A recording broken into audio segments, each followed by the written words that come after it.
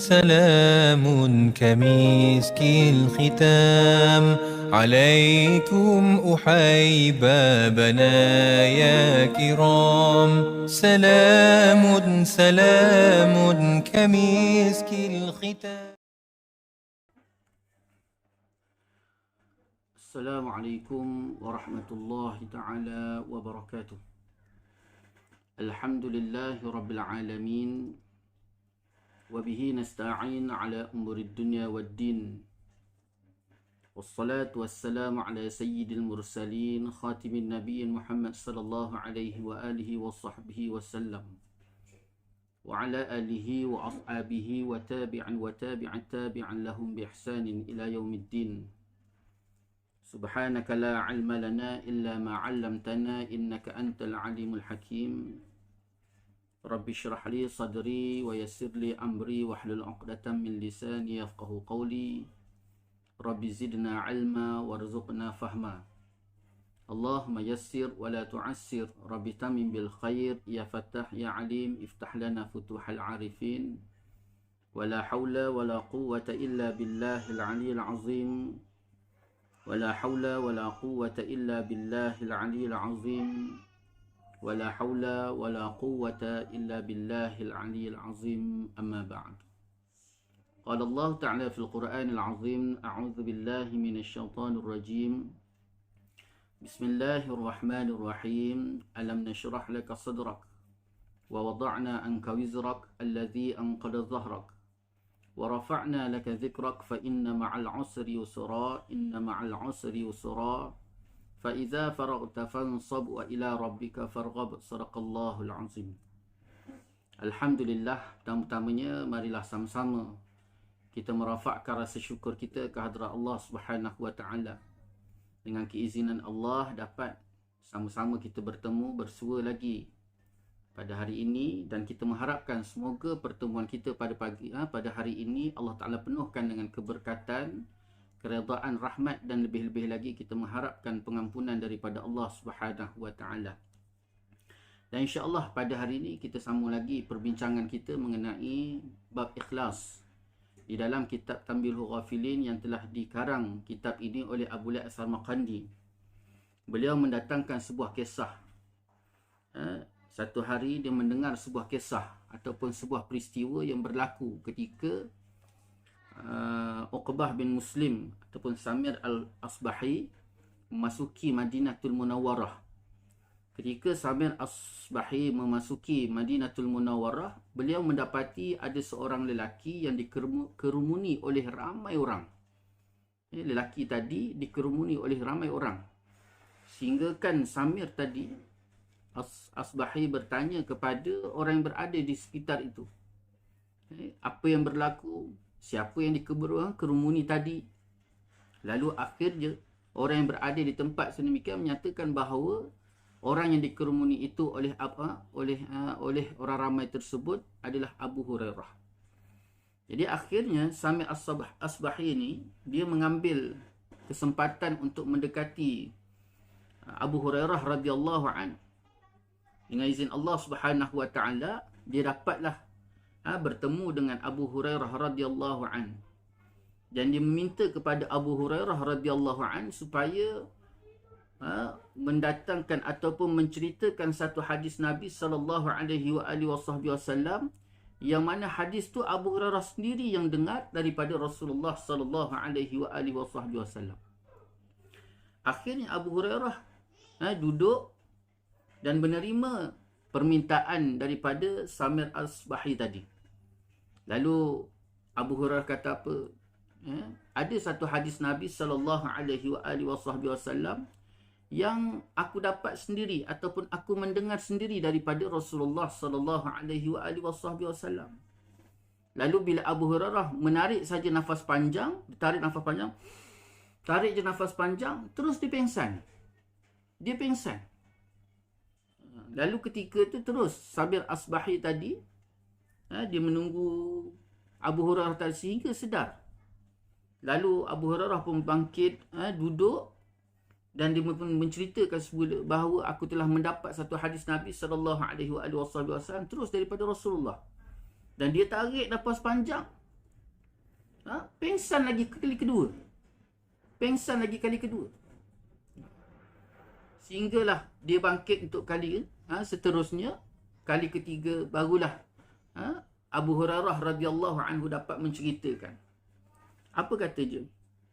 Diceritakan bahawa hadis ini daripada Rasulullah sallallahu alaihi wasallam. Dalam keadaan diusapkan muka je. Lalu dia berkata, Rasulullah sallallahu alaihi wasallam bersabda, apabila hari kiamat, maka Allah SWT akan menghukum di antara semua makhluk. Dan semua umat bertekuk lutut. Dan pertama yang dipanggil ialah orang yang mengerti Al-Quran. Dan orang yang mati fi sabilillah. Dan orang kaya. Maka Allah menanyakan kepada mereka yang pandai Al-Quran. Tidaklah aku telah mengajarkan kepadamu apa yang aku turunkan kepada utusanku, iaitu Al-Quran.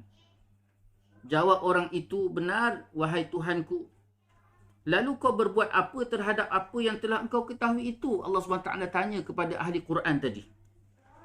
Lalu ahli Quran tadi menjawab, saya telah mempelajarinya Al-Quran di waktu malam dan saya telah mengerjakannya pada waktu siang. Lalu Allah Subhanahu wa taala menjawab, dusta engkau. Malaikat yang berada ketika itu pun berkata, dusta engkau. Sebaliknya Allah Ta'ala kata, engkau hanyalah ingin disebut sebagai qari dalam dan juga ahli Al-Quran. Dan disebutkan yang demikian itu. Lalu dipanggil pula oleh Allah Subhanahu Wa Taala akan orang kaya. Dan Allah Subhanahu Wa Taala bertanya kepada orang kaya tadi, engkau telah berbuat apa terhadap harta yang telah aku berikan kepadamu, wahai orang kaya? Lalu orang kaya itu pula menjawab, saya telah menggunakan harta saya untuk membantu keluarga kerabat saya dan juga bersedekah.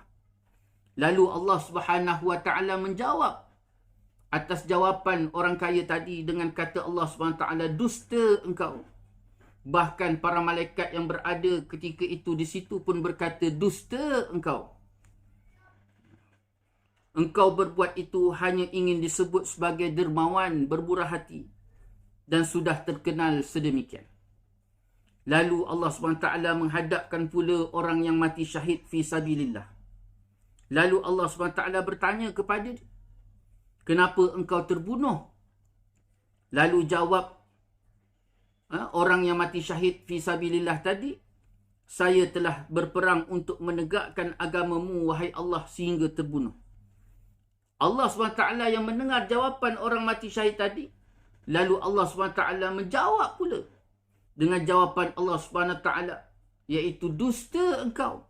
Bahkan para malaikat yang berada di sekeliling ketika itu di situ pun menjawab, dusta engkau. Engkau hanya ingin disebut pahlawan yang gagah berani, dan sudah disebut sedemikian itu. Kemudian Nabi SAW memukul lututku, iaitu pehaku, sambil bersabda, hai Abu Hurairah radhiyallahu an, ketika orang itulah yang pertama-tama yang akan dibakar oleh Allah Subhanahu Wa Taala di dalam api neraka pada hari kiamat. Kemudian berita itu sampai pula kepada Muawiyah. Maka Muawiyah menangis dan berkata, benarlah sabda Allah Subhanahu Wa Taala dan Rasulullah sallallahu alaihi wasallam. Kemudian ia membaca ayat surah Hud ayat ke-15 dan ayat ke-16. A'udzubillahi minasyaitonir rajim. Bismillahirrahmanirrahim. Man kana yuridul hayatad dunya wa zinataha nuwaffi ilaihim a'malahum fiha wa hum fiha la yubkhasun.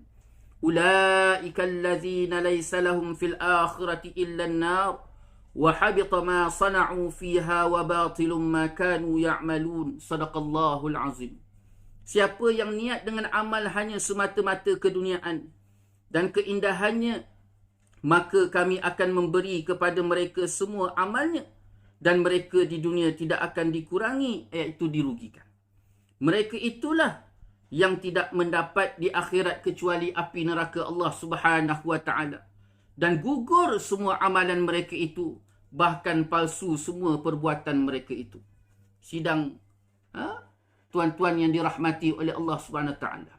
Ini sebuah kisah daripada hadis Nabi sallallahu alaihi wasallam yang mendatangkan bagaimana 3 golongan ahli Quran, orang kaya, orang mati syahid sebagai contoh kepada kita, walaupun jalan ataupun cara, walaupun gerak kerja ataupun amalan mereka itu nampak baik pada zahirnya, hakikat disebab mencari kenamaan, mencari populariti, sehingga kan terganggu gugat keikhlasan mereka kepada Allah Subhanahu Wa Taala, dan akhirnya Allah Subhanahu Wa Taala cop mereka ataupun amalan mereka itu sebagai satu amalan yang dusta, bahkan Allah Subhanahu Wa Taala gantikan pula dengan neraka Allah Subhanahu Wa Taala.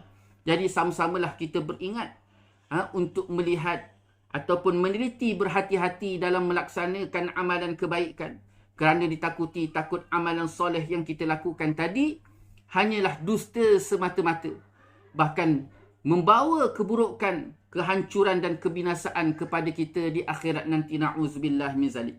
Dan itulah sikit sebanyak dapat kita kongsi pada hari ini. Semoga ada kebaikan, dan kita harapkan semoga Allah SWT berikan kita kefahaman yang baik, diberikan pimpinan, taufik, hidayah dan inayah. Semoga kita baik di dunia, lebih-lebih lagi kita harapkan kebaikan besar di akhirat Allah Subhanahu Wa Taala.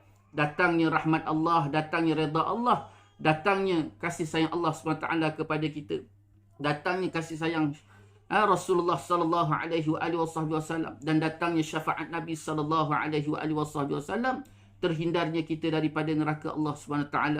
Jadi sekadar ini dulu, wabillahi taufik wal hidayah. Wassalamualaikum warahmatullahi taala wabarakatuh.